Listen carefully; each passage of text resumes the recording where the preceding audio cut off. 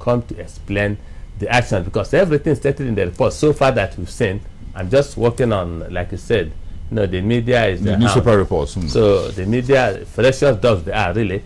So having come out, the public is saying, hey, this has happened. But I believe the council of that exchange should be brought to answer for those things first, before we now point it at individuals. Because at the end of the day, I think the point that we are giving to the SEC now is to look at these laws again, because one sees some conflicts in terms of the various players in that market from the SEC side, so that they'll be able to situate the report in such a way that we'll be able to know who is responsible. Because if we follow the way it is now, we probably will now be looking at the chaff rather than the real issue that is on ground. So I think also that, remember, that SEC has, even before that report, has given some information to some members of council to do certain things. Like I said, that's before the court of law. Yesterday, you had what happened in the court. So we have to be really a little bit careful with the report.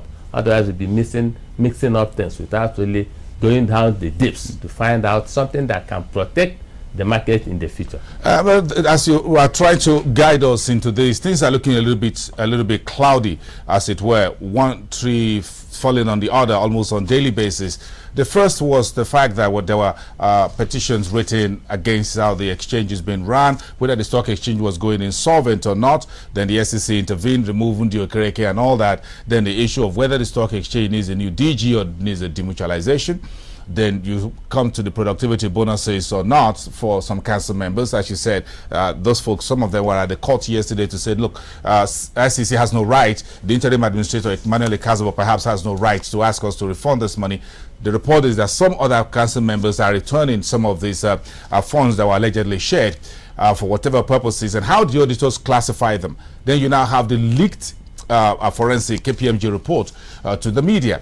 As you said, try to don't think it's cloudy, we don't know where we're going. In the middle of this all of it, investors' money aren't actually affected yet. It's all about how stock exchange make money and how it is spent, whether recklessly, responsible or irresponsibly, by the management and the council of the exchange. So it becomes a very difficult one for Aroma Ote and the rest of our team to handle, isn't it? Yes, very difficult for them. That's why I'm saying that they should sit down, get some experts around them, not those of them in there, to look at that thing, look at the legal implications, look at the operational implications, and look at the total constitutional implications as regards the market we are operating. But do note that the exchange, the SEC has always been there when this market was going on. When these infractions were going on. Yes. As SEC looked at 2006, 2008, has always been auditing the stock exchange. As a matter of fact, there was an audit of the stock exchange last year. That's right. By the Securities and Exchange Commission, and some of us do happen to have an insight into that report.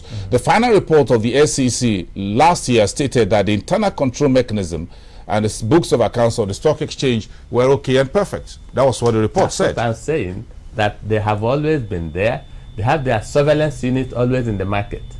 But the issue now is that I tell you what happened. Because one happened to have looked at it financially, legally, and even as a stockbroker, that at the time, there was so much easy money to be made. Money was flying around. The SEC was making so much money, and the Nigerian Stock Exchange was also making so much money. Stockbrokers were making, all of us closed our eyes because of the greed of money making, without looking at the controls, how these monies were being made. So everybody went on holidays. Now the market has come to know where it is as a result of the global economy. And I keep saying, for every bad thing that is happening, if you go into the garbage tin or can, you see some good that is inside it. That's what is going to happen. And for us to get that good, I believe the SEC should now sit down thoroughly. They shouldn't believe the report line, hook and sinker.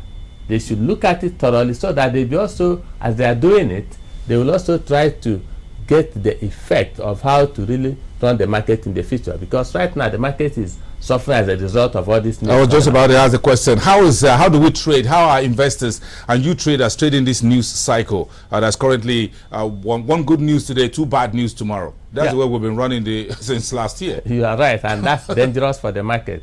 What is happening now is that some people still make money in that market through short selling. because they know of a stock that is coming down. Let's take for the Oceanic, for instance. Some 2 weeks back, people were short selling it. After some time, they left. It came up. They are now back again, depressing the market. And it will continue to happen until all this is simmered out. Because right now, people are afraid to bring the bulk of money that they used to bring. They are just watching. And this is where most of them now are rushing to the fixed income securities, which so far is not yet developed. But in trying to do it, in developing that fixed income where people are going to now, I think this is the time also the regulators should take time to work out how that area should also be controlled. I was about to ask the question about the money market and bonds. Some folks on the street say, hey, there's a bubble in the bond market already, and that since Aruma has stepped into Custom Street and decided to be in charge of both SEC and Stock Exchange, the smart guys have since moved on to the bond market, yes. And there's crisis there bubbling right now. Is that true? I just mentioned it before you came in, that we better be careful. But the beauty of the bond market at the current time is that it's a long-term market where people, of course, can trade.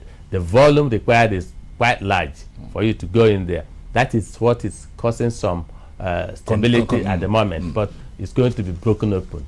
So, and because it is not traded like the stock, I think we should deepen the market with some of these instruments. And in deepening the market with those instruments, thank God Central Bank is doing something, thank God SEC is doing something, but they will need to really study this thing the way they are. Laws are the things that guide all these things, and nobody appears to be taking note of it until they now come to the court arena where people say, hey, we never knew. So the warning is now on from what you just said that is happening in the bond market, that this is the time to sit down and fashion out how that